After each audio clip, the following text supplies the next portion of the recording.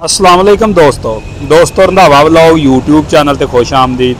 हाँ जी दोस्तों, इस वक्त मैं मौजूद हाँ जी ट्रैक्टर मार्केट लाहौर ते भाई रियाज जट के शोरूम से मौजूद हाँ जी। तो बाऊ रंगसाज साडे नाल मौजूद आ ते काफ़ी अरसे तो बाऊ रंगसाज जिहड़ा गवाह हो चुकिया सी, मंजरे आम तो गैब सी, बार बार ही वड्डे वड्डे काम पाउंदा ते अज स्पैशल जिहड़ा मार्केट दे विच सद्दिया वा कि लोग बड़ा पुछदे ने तेरे बारे, लैकर दे बारे पुछदे आ, ट्रैक्टर नूं मुकम्मल रीपेंट कराउण दा खर्चा पुछदे आ ते इहदे बारे जिहड़ी सानूं कोई डिटेल दो।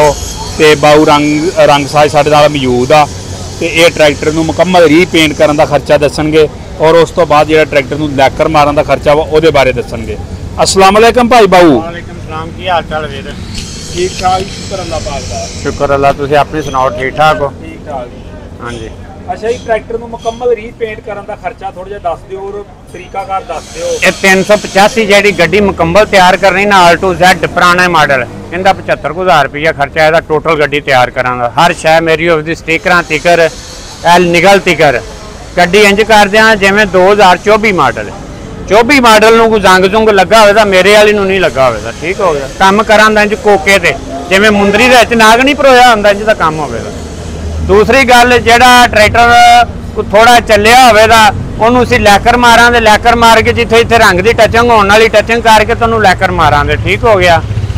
तो काम जिहड़ा ना अल्लाह दी मेहरबानी नाल सोहना होवेगा, काम दे विच किसी किस्म का कोई फर्क नहीं होवेगा।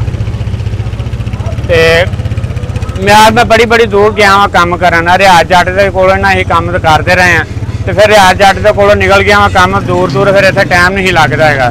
तो अज तुसीं भरा आए जो याद किया तो मैं आ गया, मैं चलो। ਤੇ ਇਹ ਮੁਕੰਮਲ ਜਦੋਂ ਟਰੈਕਟਰ ਰੀਪੇਂਟ ਕਰਦੇ ਇਹਦੇ ਵਿੱਚ ਥੱਲੇ ਕੋ ਜਿਹੜਾ ਵਾ ਇਹਨੂੰ ਇਹਦੀ ਸਫਾਈ ਵਗੈਰਾ ਉਹ ਵੀ ਤੁਸੀਂ ਕਰਕੇ ਇਹ ਸਫਾਈ ਸਫਾਈ ਕਰਕੇ ਅਸਲ ਕੰਮ ਹੀ ਸਫਾਈ ਦਾ। ਪਾਣੀ ਵਾਲੇ ਰੇਗਮਲ ਇਹਦੀ ਮਚਾਈ ਹੋਣੀ ਚੰਗੀ। ਸਹੀ ਹੈ। ਪਹਿਲੇ ਤੇ ਇਹਨੂੰ ਬਫ ਵੱਜੇ ਦੀ ਪੂਰੀ ਗੱਡੀ ਨੂੰ, ਬਫ ਵੱਜ ਕੇ ਤੇ ਫਿਰ ਪਾਣੀ ਵਾਲੇ ਰੇਗਮਲ ਨਾਲ ਮਚਾਈ ਹੋਵੇ ਦੀ, ਮਚਾਈ ਹੋ ਕੇ ਉਸ ਤੋਂ ਬਾਅਦ ਇਹ ਗੱਡੀ ਜਿਹੜੀ ਇਹਨਾਂ ਤਿਆਰ ਹੁੰਦੀ ਹੈ।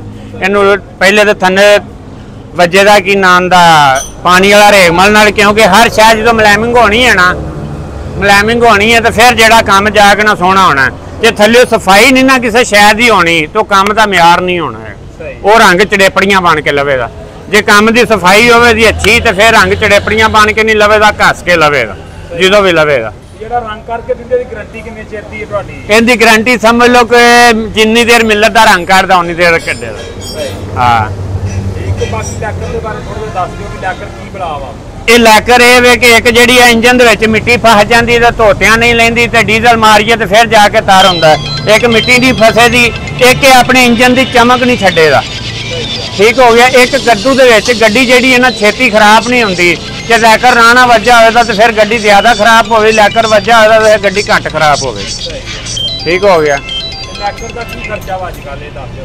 ਜੇ ਤੇ ਇੱਥੇ ਕਰੀਏ ਤਾਂ ਫਿਰ 12,000 ਰੁਪਇਆ, ਜੇ ਕਿਤੇ ਕਰਨ ਜਾਈਏ ਤਾਂ 15,000 ਰੁਪਇਆ ਲਈਦਾ। ਉਹ 15,000 ਵਿੱਚ ਆਉਣ ਜਾਣ ਦਾ ਖਰਚਾ, ਆਉਣ ਜਾਣ ਦਾ ਕਿਰਾਇਆ ਉਹਨਾਂ ਦਾ ਹੋਣਾ। ਸਹੀ 15,000। ਹਾਂਜੀ। ਤੇ ਸਾਡੇ ਨੂੰ ਕਿਦਨ ਕਰਨ ਆ ਰਿਹਾ ਜੀ? ਜਿੱਦਣ ਤੁਸੀਂ ਹੁਕਮ ਕਰੋ ਤੇ ਉਦੋਂ ਅਸੀਂ ਹਾਜ਼ਰ ਹਾਂ। ਚਲੋ ਜੀ, ਅਸੀਂ ਨੰਬਰ ਲਿਖ ਲਓ ਮੇਰਾ 0306 44 27 833। ਬਾਊ ਰੰਗਸਾਜ ਮਿਲਰ ਟਰੈਕਟਰ ਲਾਹੌਰ ਤੋਂ। ਮੁਹੰਮਦ ਅਨਵਰ ਟਰੈਕਟਰ ਪੇਂਟ ਦੇ ਉੱਤੇ ਮੇਰਾ YouTube ਚੈਨਲ ਬਣਿਆ। ਜਿਹੜਾ ਬੰਦਾ ਉਹਨੂੰ ਸਬਸਕ੍ਰਾਈਬ ਕਰੇਗਾ ਉਹਨੂੰ ਅੱਛੇ ਤੋਂ ਅੱਛਾ ਕੰਮ ਕਰਕੇ ਮਿਲੇਗਾ। ਜਿਹੜਾ ਸਬਸਕ੍ਰਾਈਬ ਨਹੀਂ ਕਰੇਗਾ ਉਹਨੂੰ ਵੀ ਚੰਗਾ ਮਿਲੇਗਾ। ਪਰ ਇਹ ਹੈ ਕਿ ਸਬਸਕ੍ਰਾਈਬ ਕਰਨ ਨਾਲ ਕੋਈ ਅੱਛਾ ਮਸ਼ਵਰਾ ਮਿਲ ਜਾਂਦਾ। ਅੱਛੀ ਕਿਸੇ ਨੇ ਮਿਲਰ ਦੀ ਸ਼ੈ ਲੈਣੀ ਹੋਵੇ ਉਹ ਵੀ ਮਿਲੇਗੀ, ਜੇ ਕਿਸੇ ਨੇ ਮਸ਼ਵਰਾ ਲੈਣਾ ਹੋਵੇ ਉਹ ਵੀ ਮਿਲੇਗਾ। ਹਾਂ, ਕਿਉਂਕਿ ਉਹਦੇ ਕੋਲ ਨਵੀਂ ਤੋਂ ਨਵੀਂ ਵੀਡੀਓ ਵੀ ਪਹੁੰਚੇਗੀ। ਓਕੇ ਜੀ, ਰੱਬ ਰੱਖਾ। ਲਓ ਜੀ, ਬਾਊ ਰੰਗਸਾਜ ਦੀਆਂ ਗੱਲਾਂ ਬਾਤਾਂ ਸੁਣੀਆਂ। ਬਾਊ ਦਾ ਨੰਬਰ ਆ ਗਿਆ। ਜਿਹੜੇ ਦੋਸਤ ਨੇ ਟਰੈਕਟਰ ਮੁਕੰਮਲ ਰੀਪੇਂਟ ਕਰਾਉਣਾ ਹੋਵੇ और लैकर वगैरह करवाना हो बाऊ रंगसाज नाल राबता करके करवा सकदा। वीडियो देखने का शुक्रिया। अगर दोस्तों वीडियो चंगी लगे वीडियो लाइक करो, शेयर करो, चैनल ते नवें ते चैनल सबसक्राइब कर लो। ओके, अल्लाह हाफ़िज़।